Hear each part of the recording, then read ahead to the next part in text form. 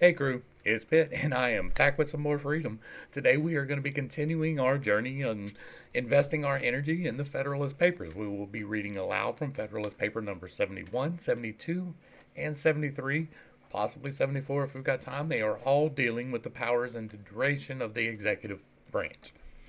Let's dive into Federalist Paper number 71. The duration in office of the executive from the New York Packet, Tuesday, March 18th of 1788, authored by Alexander Hamilton to the people of the state of New York. Duration in office has been mentioned as the second requisite to the energy of the executive authority. This has relation to two objects: to the personal firmness of the executive magistrate in the employment of his constitutional powers, and to the stability of the system of administration which may have been adopted under his auspices. With regard to the first, it must be evident that the longer the duration in office, the greater will be the probability of obtaining so important an advantage.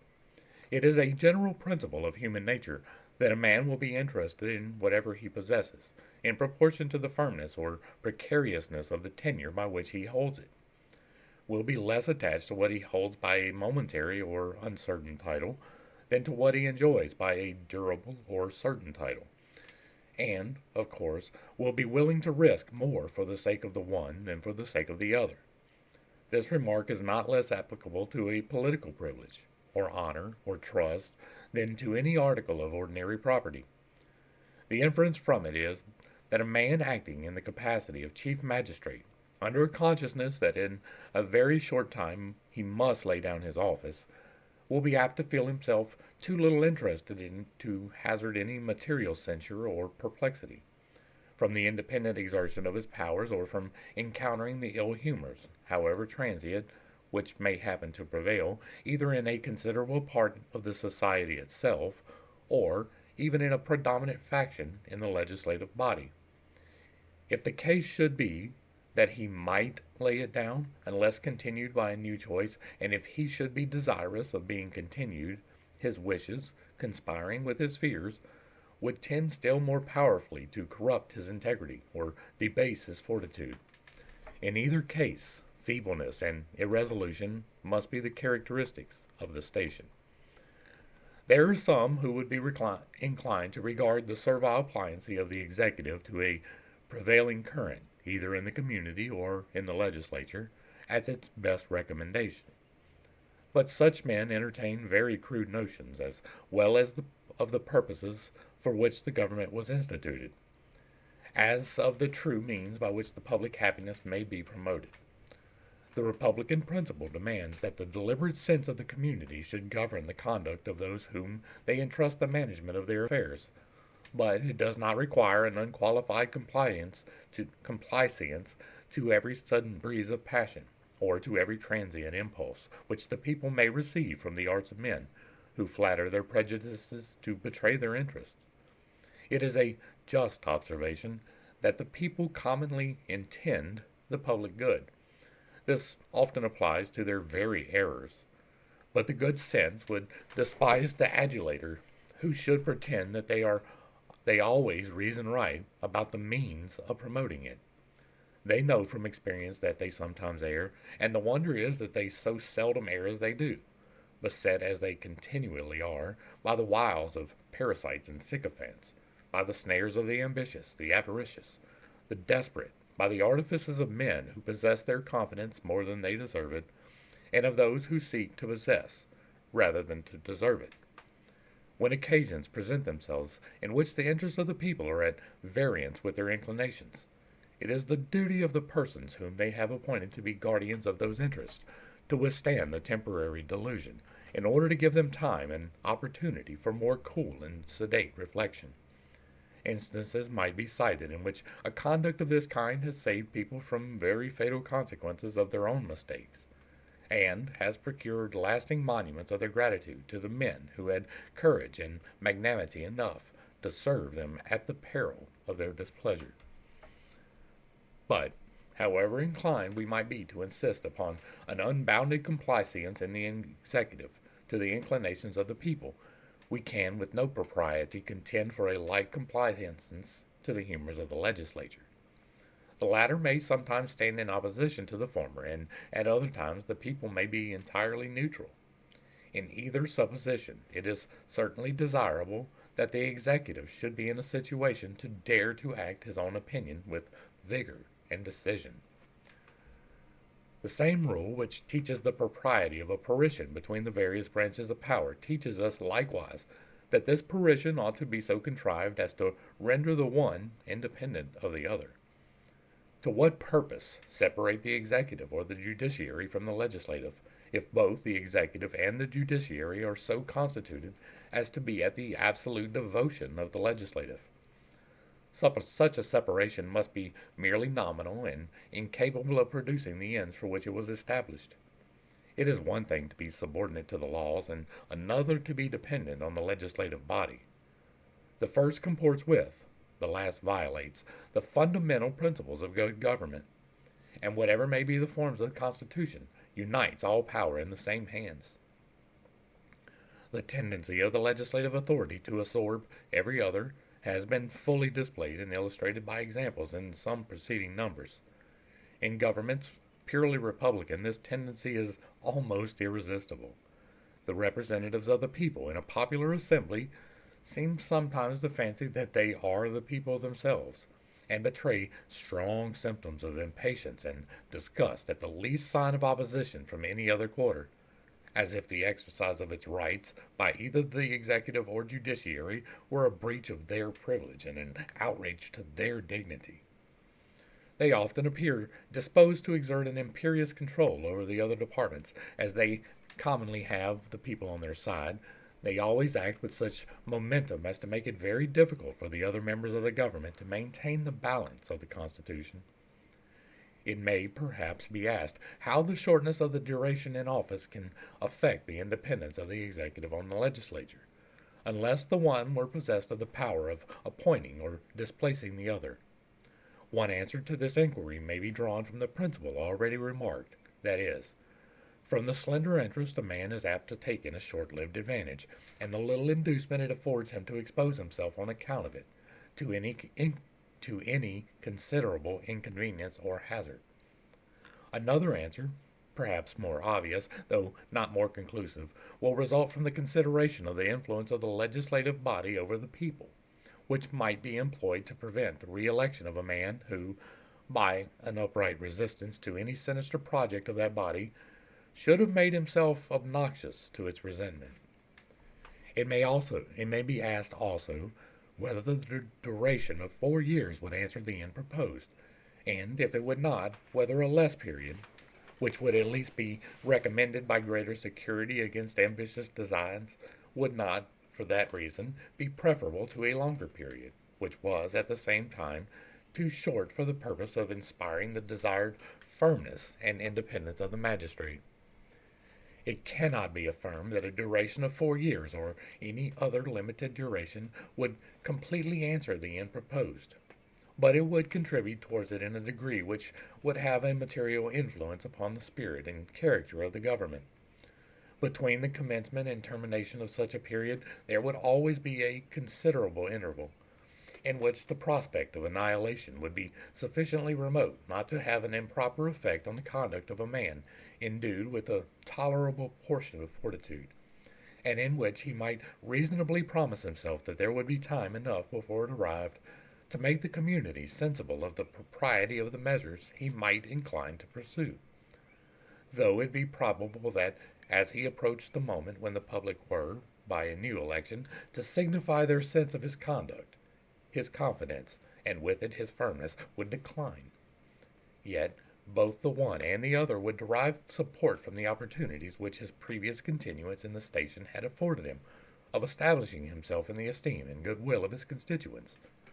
He might, then, hazard with safety in proportion to the proofs he had been given of his wisdom and integrity, and to the title he had acquired to the firmness and attachment of his fellow citizens. As, on the one hand, a duration of 4 years will contribute to the firmness of the executive in a sufficient degree to render it a very valuable ingredient in the composition, so, on the other, it is not enough to justify any alarm for the public liberty.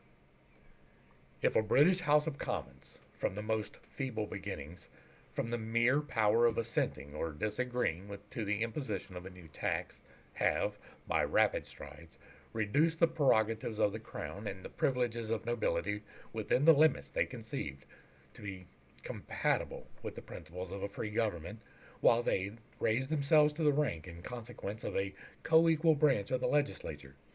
If they have been able in one instance to abolish both the royalty and the aristocracy, and to overturn all the ancient establishments as well in the church as state, if they have been able, on a recent occasion, to make the monarch tremble at the prospect of an innovation attempted by them, what would be feared from an elective magistrate of 4 years' duration, with the confined authorities of a President of the United States? What, but that he might be unequal to the task which the Constitution assigns him? I shall only add that if his duration be such as to leave a doubt of his firmness, that doubt is inconsistent with the jealousy of his encroachments. And so ends paper number 71, and there wasn't a whole lot here discussed other than the fact that if you make the term of the presidency shorter than 4 years, he doesn't have enough time to settle into the role and to do the things that he was elected to do. And if you make it longer, then he has a temptation to cling to power that he really shouldn't have. So the best thing to do is to limit the term, and 4 years is a reasonable number.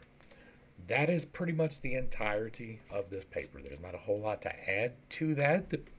The system has worked fairly well for the last 250 years, so it was fairly well designed. Now we're going to deal with Federalist paper number 72. The same subject continued and re-eligibility of the executive considered. From the New York Packet, Friday, March 21st of 1788, authored by Alexander Hamilton to the people of the state of New York. The administration of government, in its largest sense, comprehends all the operations of the body politic, whether legislative, executive, or judiciary, but in its most usual and perhaps its most precise signification, it is limited to executive details, and falls peculiarly, I cannot say that word, within the province of the executive department. The actual conduct of foreign negotiations, the preparatory plans of finance, the application and disbursement of the public moneys in conformity to the general appropriations of the legislature, the arrangements of the army and navy, the directions of the operations of war. These, and other matters of a like nature, constitute what seems to be most properly understood by the administration of government. The persons, therefore, to whose immediate management these different matters are committed, ought to be considered as the assistants or deputies of the chief magistrate, and on this account they ought to derive their offices from his appointment, at least from his nomination, and ought to be subject to his superintendence. This view of the subject will at once suggest to us the intimate connection between the duration of the executive magistrate in office and the stability of the system of administration. To reverse and undo what had been done by a predecessor is very often considered by a successor as the best proof he can give of his own capacity and desert. And in addition to this propensity, where the alteration has been the result of a public choice, the person substituted is warranted in supposing that the dismissing of his predecessor has proceeded from a dislike to his measures, and that the less he resembles him, the more he will recommend himself to the favor of his constituents. These considerations and the influence of personal confidences and attachments would be likely to induce every new president to promote a change of men to fill the subordinate stations, and these causes together could not fail to occasion a disgraceful and ruinous mutability in the administration of the government. With a positive duration of considerable extent, I connect the circumstance of re-eligibility. The first is necessary to give the officer himself the inclination and the resolution to act his part well, and to the community time and leisure to observe the tendency of his measures, and thence to form an experimental estimate of their merits. The last is necessary to enable the people, when they see reason to approve his conduct, to continue him in his station. in order to prolong the utility of his talents and virtues and to secure the government and the advantage of permanency in a wise system of administration. Nothing appears more plausible at first sight, nor more ill-founded upon close inspection, than a scheme which, in relation to the present point, has some respectable advocates. I mean that of continuing the chief magistrate in office for a certain time and then excluding him from it, either for a limited time period or forever after. This exclusion, whether temporary or perpetual, would have nearly the same effects, and these effects would be, for the most part, rather pernicious than salutary. One ill effect of the exclusion would be a diminution of the inducements to good behavior. There are few men who would not feel much less zeal in the discharge of a duty when they were conscious of the advantages of the station with which it was connected must be relinquished at a determinate period, than when they were permitted to entertain a hope of obtaining, by meriting, a continuance of them. This position would not be disputed so long as it is admitted that the desire of a reward is one of the strongest incentives of human conduct, or that the best security for the fidelity of mankind is to make their interests coincide with their duty. Even the love of fame, the ruling passion of the noblest minds, which would prompt a man to plan and undertake extensive and arduous enterprises for the public benefit, requiring considerable time to mature and perfect them, if he could flatter himself with the prospect of being allowed to finish what he had begun, would, on the contrary, deter him from the undertaking, when he foresaw that he must quit the scene before he could accomplish the work, and must commit that together with his own reputation, to hands which might be unequal or unfriendly to the task. The most to be expected from the generality of men in such a situation is the negative merit of not doing harm, instead of the positive merit of doing good. Another ill effect of the exclusion would be the temptation to sordid views, to peculation, and in some instances to usurpation.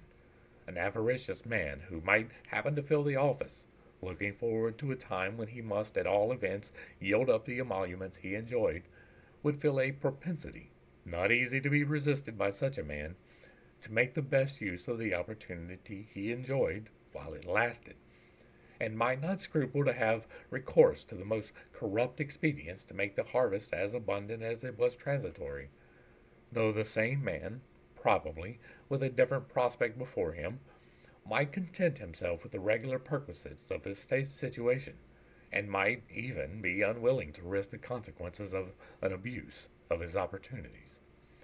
His avarice might be on guard upon his avarice. Add to this that the same man might be vain or ambitious, as well as avaricious, and if he could expect to prolong his honors by his good conduct, he might hesitate to sacrifice his appetite for them to his appetite for gain. But, with the prospect before him of approaching an inevitable annihilation, his avarice would be likely to get the victory over his caution, his vanity, or his ambition. An ambitious man, too, when he found himself seated on the summit of his country's honors, when he looked forward to the time at which he must descend from the exalted eminence forever, and reflected that no exertion of merit on his part could save him from the unwelcome reverse, such a man in such a situation would be very much more violently tempted to embrace a favorable conjuncture for attempting the prolongation of his power, at every personal hazard, than if he had the probability of answering the same end by doing his duty. Would it promote the peace of the community or the stability of the government to have half a dozen men who had credit enough to be raised to the seat of the supreme magistrate, wandering among the people like discontented ghosts, and sighing for a place which they were destined never more to possess? A third ill effect of the exclusion would be the depriving of the community of the advantage of the experience gained by the chief magistrate in the exercise of his office. That experience is the parent of wisdom, is an adage, the truth of which is recognized by the wisest as well as the simplest of mankind. What more desirable or more essential than this quality in the governors of nations? where more desirable or more essential than in the first magistrate of a nation? Can it be wise to put this desirable and essential quality under the ban of the Constitution, and to declare that the moment it is acquired, its possessor shall be compelled to abandon the station in which it was acquired and to which it is adapted? This, nevertheless, is the precise import of all those regulations which exclude men from serving their country by the choice of their fellow citizens, after they have by a course of service fitted themselves for doing it with a greater degree of utility. A fourth ill effect of the exclusion would be the banishing of men from stations in which, in certain emergencies of the state, their presence might be the greatest moment to the public interest or safety. There is no nation which has not, at one period or another, experienced an absolute necessity of the services of particular men in particular situations. Perhaps it would not be too strong to say, to the preservation of its political existence. How unwise, therefore, must be every such self-denying ordinance as serves to prohibit a nation from making use of its own citizens in the manner best suited to the exigencies and circumstances.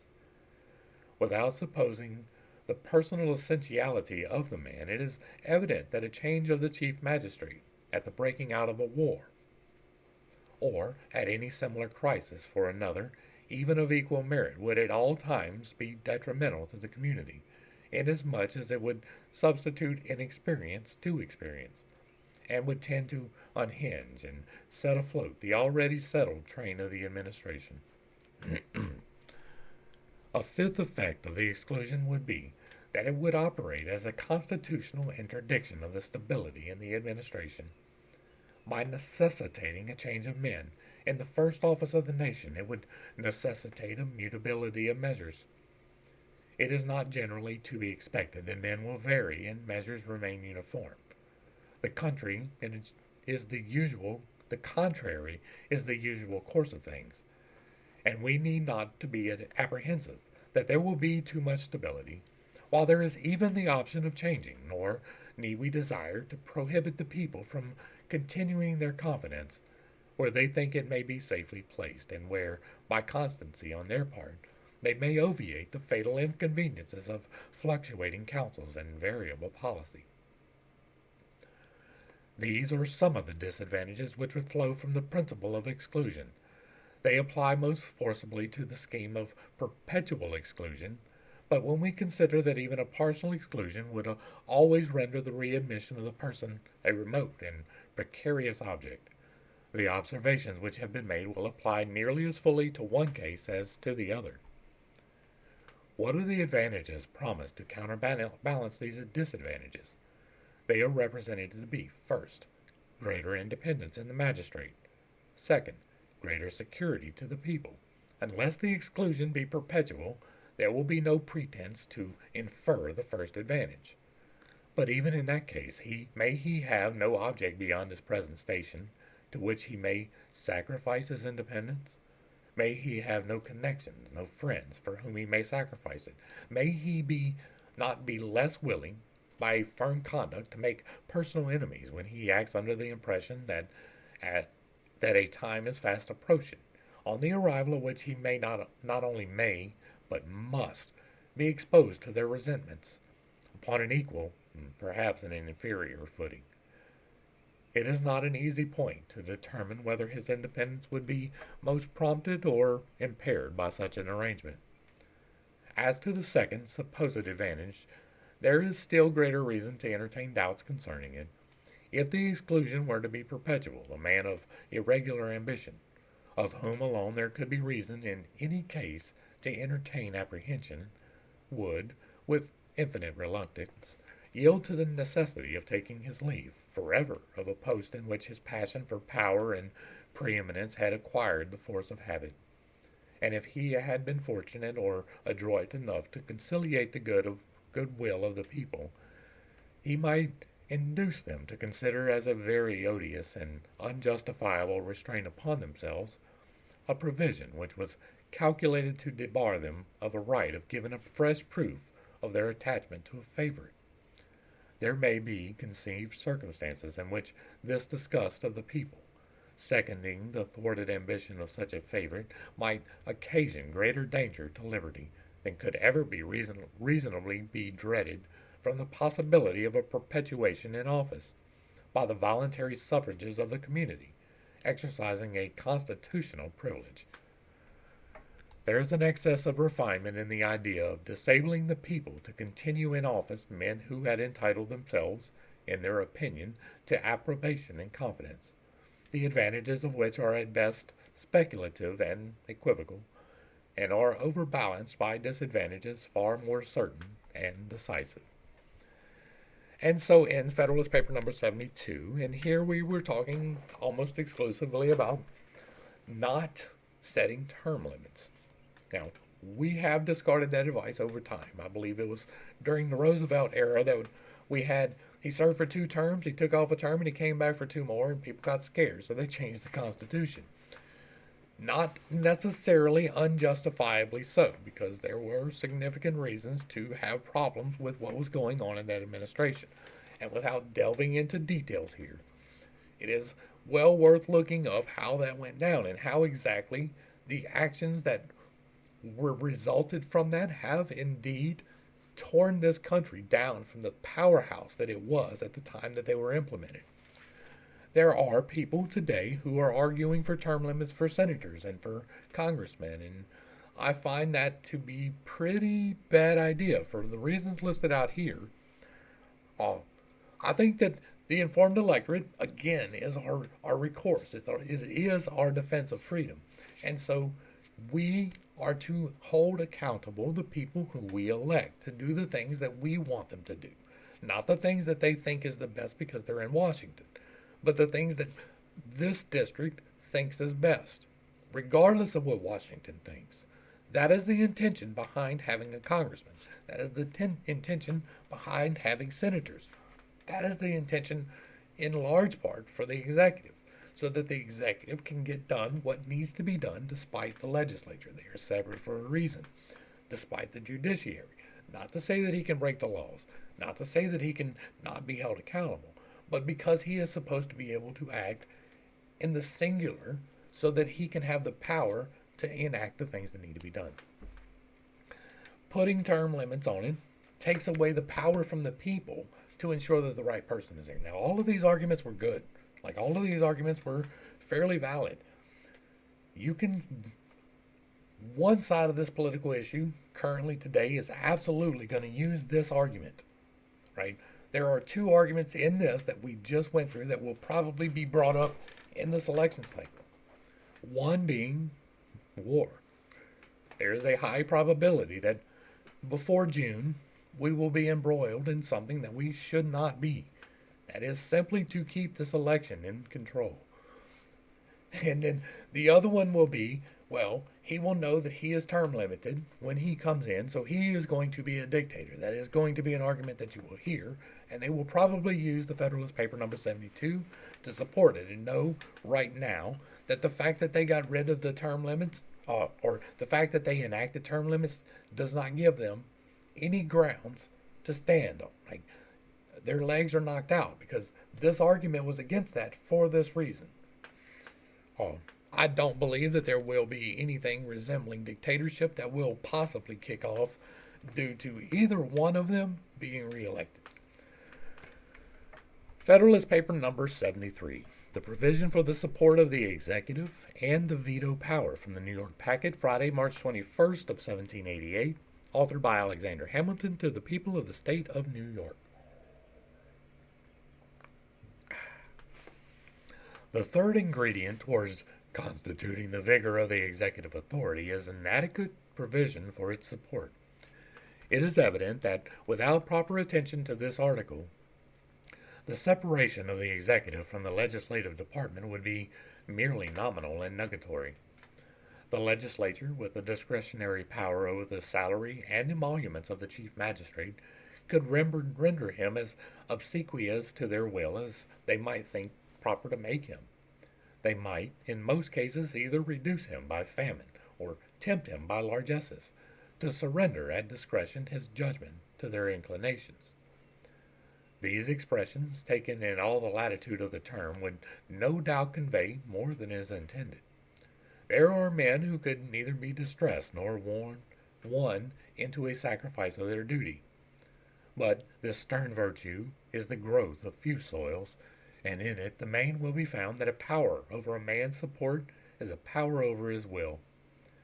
If it were necessary to confirm so plain a truth by facts, examples would not be wanting, even in this country, of the intimidation or seduction of the executive by the terrors or allurements of the pecuniary arrangements of the legislative body. It is not easy, therefore, to commend too highly the judicious attention which has been paid to this subject in the proposed Constitution. It is there provided that the President of the United States shall, at stated times, receive for his services a compensation which shall neither be increased nor diminished during the period for which he shall have been elected, and he shall not receive within that period any other emolument from the United States, or any of them. It is impossible to imagine any provision which would have been more eligible than this. The legislature, on the appointment of a president, is once for all to declare what shall be the compensation for his services during the time for which he shall have been elected. This done, they will have no power to alter it, either by increase or diminution, till a new period of service by a new election commences. They can neither weaken his fortitude by operating on his necessities, nor corrupt his integrity by appealing to his avarice. Neither the Union nor any of its members will be at liberty to give, nor will he be at liberty to receive any other emolument than that which may have been determined by the first act. He can, of course, have no pecuniary inducement to renounce or desert the independence intended for him by the Constitution. The last of the requisites to energy which have been enumerated are competent powers. Let us proceed to consider those which are proposed to be vested in the President of the United States.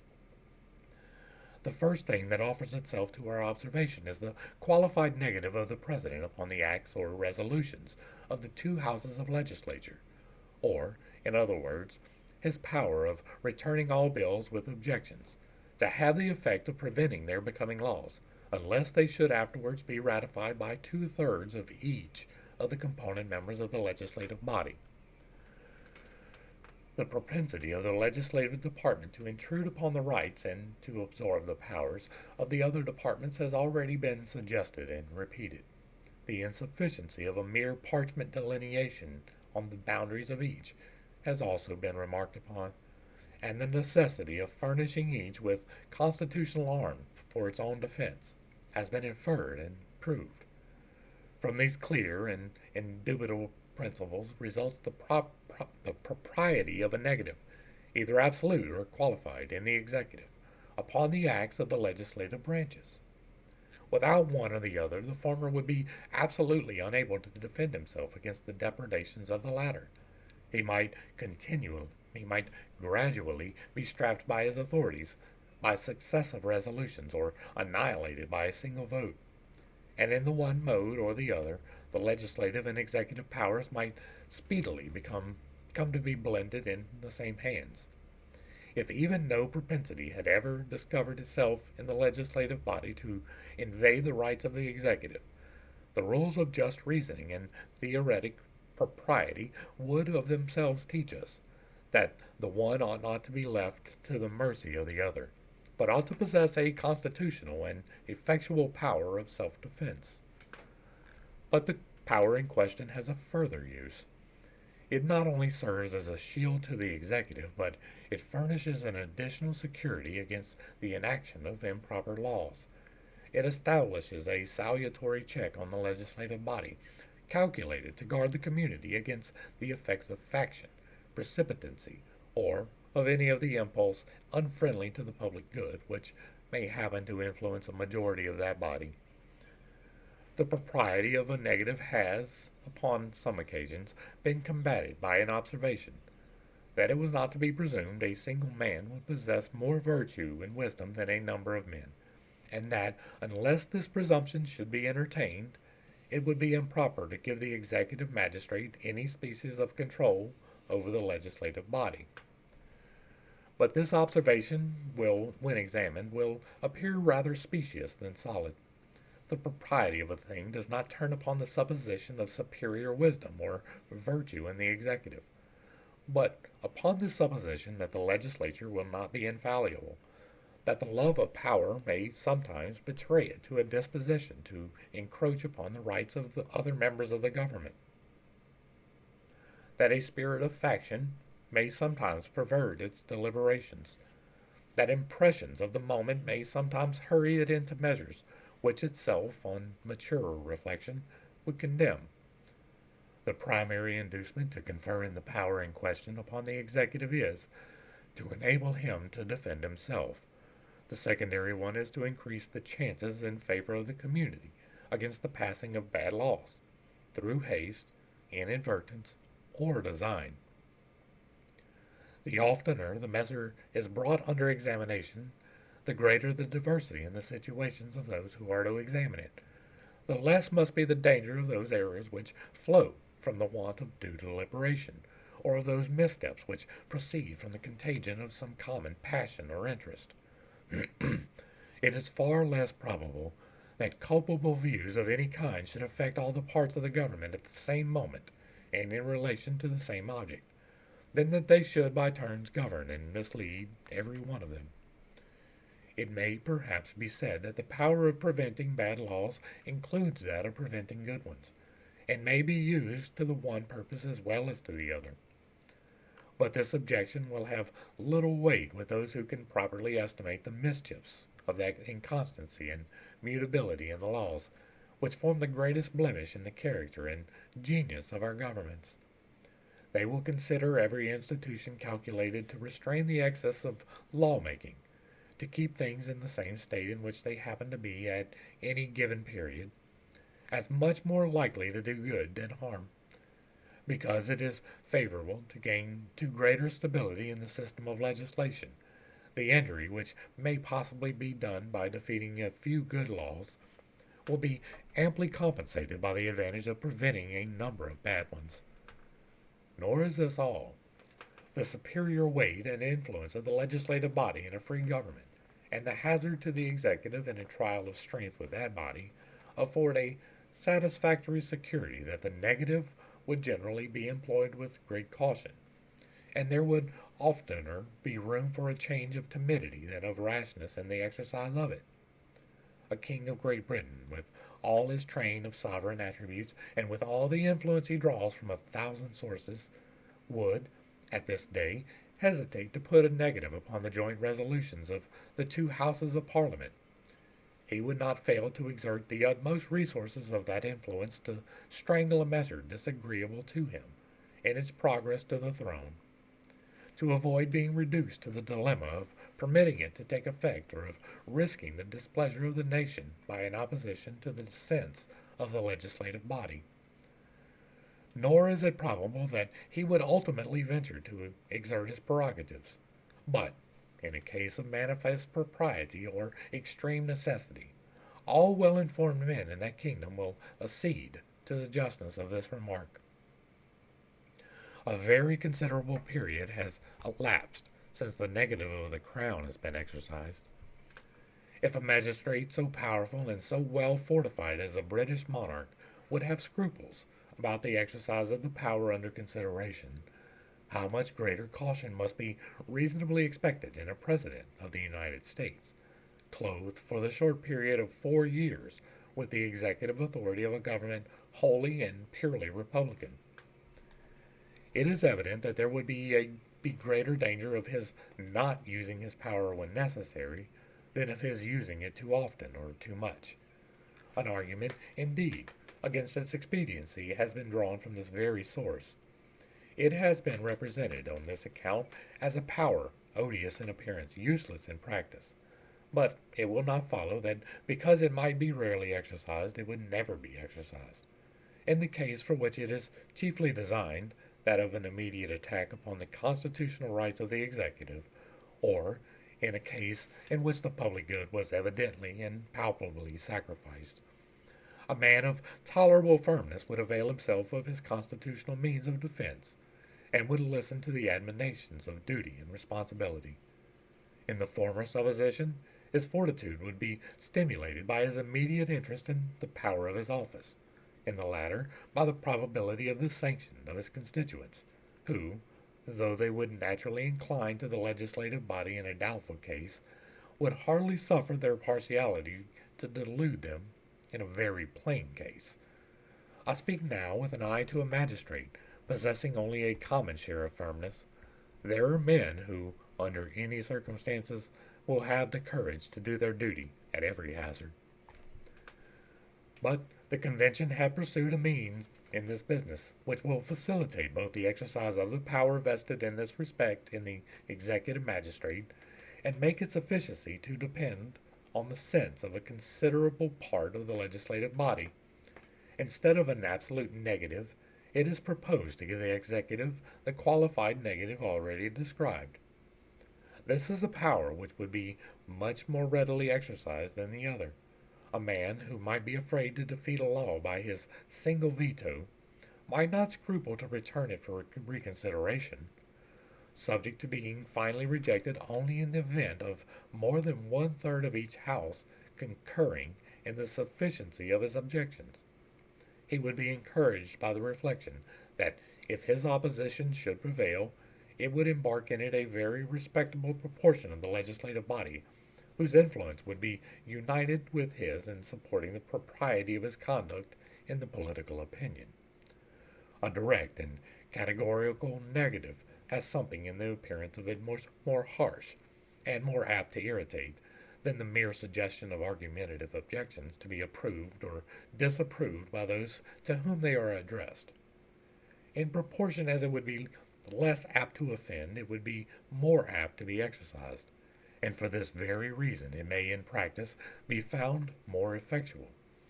It is to be hoped that it will not happen that improper views will govern so large a proportion as two-thirds of both branches of the legislature at the same time, and this in spite of the counterposing weight of the executive. It is at any rate far less probable that this should be the case than that such views should taint the resolutions and conduct of a bare majority.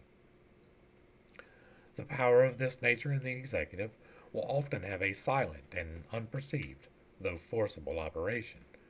When men, engaged in unjustifiable pursuits, are aware that obstructions may come from a quarter which they cannot control, they will often be restrained, by the bare apprehension of opposition, from doing what they would with the eagerness to rush into if no such external impediments were to be feared.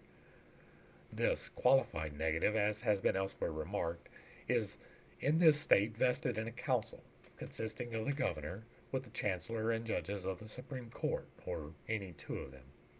It has been freely employed on a variety of occasions, and frequently with success, and its utility has become so apparent that persons who, in compiling the Constitution, were violent opposers of it, have from experience become its declared admirers. I have in another place remarked that the convention, in the formation of this part of their plan, had departed from the model of the Constitution of this state, in favor of that of Massachusetts. Two strong reasons may be imagined for this preference. One is that the judges, who are to be the interpreters of the law, might receive an improper bias from having given a previous opinion in their revisionary capacities. The other is that, by being often associated with the executive, they might be induced to embark too far in the political views of that magistrate, and thus a dangerous combination might by degrees be cemented between the executive and judiciary departments. It is impossible to keep the judges too distinct from every other avocation than that of expounding the laws. It is peculiarly dangerous to place them in a situation that can be corrupted or influenced by the executive. I'm going to have to practice that word. I'm going to have to do it. And so ends Federalist Paper number 73. And this was dealing with the power of the veto and why we have it. And it is really self-explanatory. There have been times when vetoes have been necessary. They have been for the public good. They have gone back, they have been revised, and they have come through. And there have been times when it has been kicked back and it has gotten the two-thirds majority necessary to go forward anyway. So the system works as it is intended to work, and I don't really have a whole lot to add to it. I think that the power of veto is a great thing. I think that really it should have to be like signed off on both by the executive and the judiciary, so that you already have the constitutional issues taken care of. But that's just me, and that's me being overly confident, so that we didn't have to go back and say, no, you can't outlaw alcohol for the whole fucking country, right? All right, we're going to go ahead and do 74. So, Federalist Paper number 74, the command of the military and naval forces and the pardoning power of the executive. From the New York Packet, Tuesday, March 25th of 1788, authored by Alexander Hamilton to the people of the state of New York. The President of the United States is to be called Commander-in-Chief of the Army and Navy of the United States and of the militia of the several states when called into the actual service of the United States. The propriety of this provision is so evident in itself, and it is at the same time so consonant to the precedents of the state constitutions in general, that little need be said to explain or enforce it. Even those of them which have, in other respects, coupled the chief magistrate with a council, have, for the most part, concentrated the military authority in him alone. Of all the cares or concerns of government, the direction of war most peculiarly demands those qualities which distinguish the exercise of power by a single hand. The direction of war implies the direction of the common strength, and the power of directing and employing the common strength forms a usual and essential part in the definition of the executive authority. The President may require the opinion, in writing, of the principal officer in each of the executive departments upon any subject relating to the duties of their respective officers. This I consider a mere redundancy in the plan, as the right for which it provides would result of itself from the office. He is also to be authorized to grant reprieves and pardons for offenses against the United States, except in cases of impeachment. Humanity and good policy conspire to dictate that the benign prerogative of pardoning should be as little as possible fettered or embarrassed. The criminal code of every country partakes so much of necessary severity that without an easy access to exceptions in favor of unfortunate guilt, justice would wear a countenance too sanguinary and cruel. As the sense of responsibility is always strongest in a proportion as it is undivided, it may be inferred that a single man would be most ready to attend to the force of those motives which might plead for a mitigation of the rigor of the law, and least apt to yield to considerations which were calculated to shelter a fit object of its vengeance. The reflection that the fate of a fellow creature depended on his sole fiat would naturally inspire scrupulousness and caution. The dread of being accused of weakness or connivance would beget equal circumspection, though of a different kind.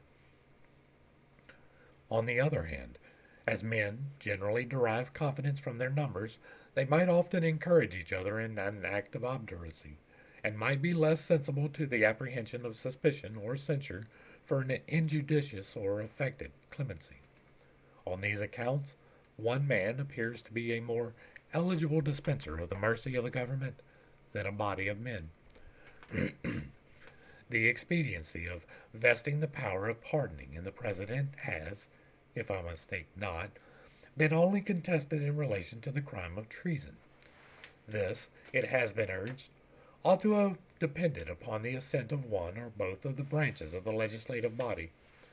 I shall not deny that there are strong reasons to be assigned for requiring in this particular the concurrence of that body, or a part of it. As treason is a crime leveled at the immediate being of the society, when the laws have once ascertained the guilt of the offender, there seems to be a fitness in referring the expediency of an act of mercy towards him the judgment of the legislature. And this ought the rather to be the case, as the supposition of the connivance of the chief magistrate ought not to be entirely excluded. But there are also strong objections to such a plan. It is not to be doubted that a single man of prudence and good sense is better fitted, in delicate conjunctures, to balance the motives which may plead for and against the remission of the punishment, than any numerous body whatever. It deserves particular attention that treason will often be connected with seditions which embrace a large proportion of the community, as happened lately in Massachusetts. In every such case we might expect to see the representation of the people tainted with the same spirit which had given birth to the offense. And when parties were pretty equally matched, the secret sympathy of the friends and favorers of the condemned person, availing itself of the good nature and weakness of others, might frequently bestow impunity where the terror of an example was necessary. On the other hand, when the sedition had proceeded from causes which had inflamed the resentments of the major party, they might often be found obstinate and inexecuable, when policy demanded a conduct of forbearance and clemency. But the principal argument for reposing the power of pardoning in this case to the chief magistrate is this. In seasons of insurrection or rebellion, there are often critical moments when a well-timed offer of pardon to the insurgents or rebels may restore the tranquillity of the commonwealth, and which, if suffered to pass unimproved, it may never be possible afterwards to recall. The dilatory process of convening the legislature or one of its branches for the purpose of obtaining the sanction to the measure would frequently be the occasion of letting slip the golden opportunity. The loss of a week, a day, an hour, may sometimes be fatal.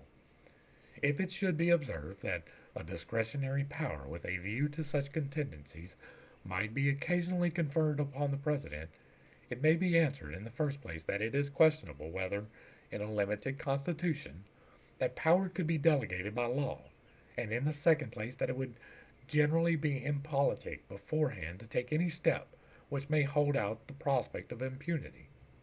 A proceeding of this kind, out of the usual course, would be likely to be construed into an argument of timidity or of weakness, and would have a tendency to embolden guilt. Publius. And so ends Federalist Paper number 74. And this is really like the power is invested there, right? But it is because you need to be able to make quick decisions. You don't, if you have to convene the Congress and they are at recess, especially back in those days, it's hard to get them together. Like even now, it would take a day. Like you have to pull people from California to D.C. to make a decision. Well, the opportunity may be gone already. And so most of the executive powers are invested in the executive for that reason. Part of it is to hold a singular person to account should things go bad. It is much easier to hold the single person to account than it is a body. Right? You can obscure who it was if there's 4 or more people. But if there's just one dude making the shot, like you know exactly who to blame.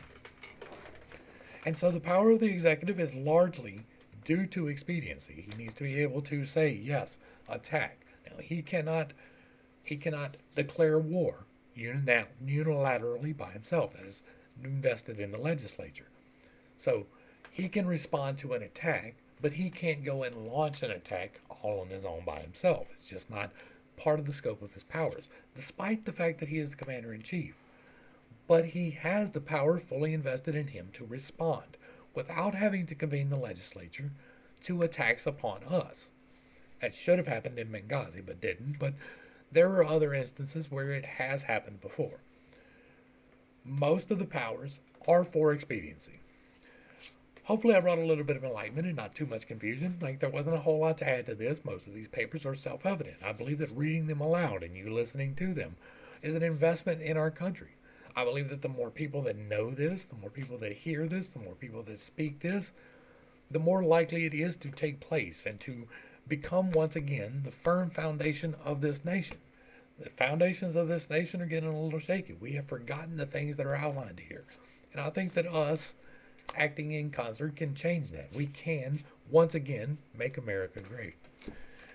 To the crew, thanks for hanging out. I appreciate every single minute that you are here with me, and I am praying for you every single day. Until next time, I love you. God loves you. You are perfect, whole, and complete just the way that you are. And this has been Pitt State. Peace.